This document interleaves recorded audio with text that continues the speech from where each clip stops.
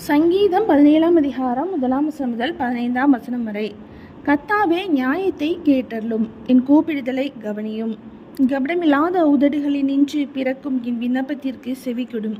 உன்னுடைய சந்நிதியிலிருந்து என் நியாயம் வெளிப்படுவதாக. உன்னுடைய கண்கள் நியாயமானவைகளை நோக்குவதாக. நீர் என் இருதயத்தை பரிசோதித்து ராக்காதத்தில் அதை விசாரித்து என்னை புடமிட்டு பார்த்தும் ஒன்றும் காணாதிருக்கிறீர். என் வாய் மீறாதபடிக்கு தீர்மானம் பண்ணினேன். மனுஷரின் செய்கைகளை குறித்து நான் உம்முடைய உதடுகளின் வாக்கினாலே துஷ்டனுடைய பாதைகளுக்கு விளக்கமாய் என்னை காத்து கொள்கிறேன். என் காலடிகள் வலுவாதபடிக்கு என் நடைகளை உமது வழிகளில் ஸ்திரப்படுத்தும். தேவனே, நான் உம்மை நோக்கி கெஞ்சுகிறேன், எனக்கு செவி கொடுக்கிறீர். என்னிடத்தில் உம்முடைய செவியை சாய்த்து என் வார்த்தையை கேட்டருளும். உம்மை நம்புகிறவர்களை அவர்களுக்கு விரோதமாய் எழும்புகிறவர்களே நின்று உமது வலது கரத்தினால் தப்புவித்து ரட்சிக்கிறவரே, உம்முடைய அதிசயமான கிருபையை விளங்க பண்ணும். கண்மணியைப் போல என்னை காத்தருளும்.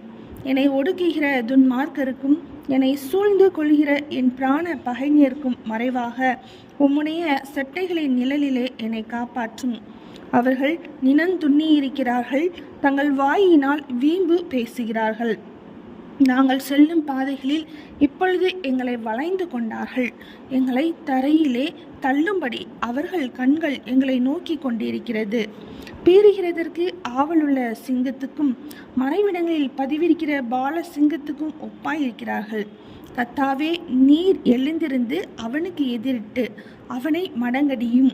கர்த்தாவே, என் ஆத்துமாவை துன்மார்க்கனுடைய கைக்கு உம்முடைய பட்டயத்தினால் தப்புவியும். மனுஷருடைய கைக்கும் இம்மையில் தங்கள் பங்கை பெற்றிருக்கிற உலக மக்களின் கைக்கும் உம்முடைய கரத்தினால் என்னை தப்புவியும். அவர்கள் வயிற்றை உமது திரவியத்தினால் நிரப்புகிறீர். அவர்கள் புத்திர பாக்கியத்தினால் திருப்தி அடைந்து தங்களுக்கு மீதியான பொருளை தங்கள் குழந்தைகளுக்கு வைக்கிறார்கள். நானோ நீதியில் உம்முடைய முகத்தை தரிசிப்பேன். நான் விழிக்கும் போது உமது சாயலால் திருப்தியாவேன். சங்கீதம் 17ஆம் அதிகாரம் முடிந்தது.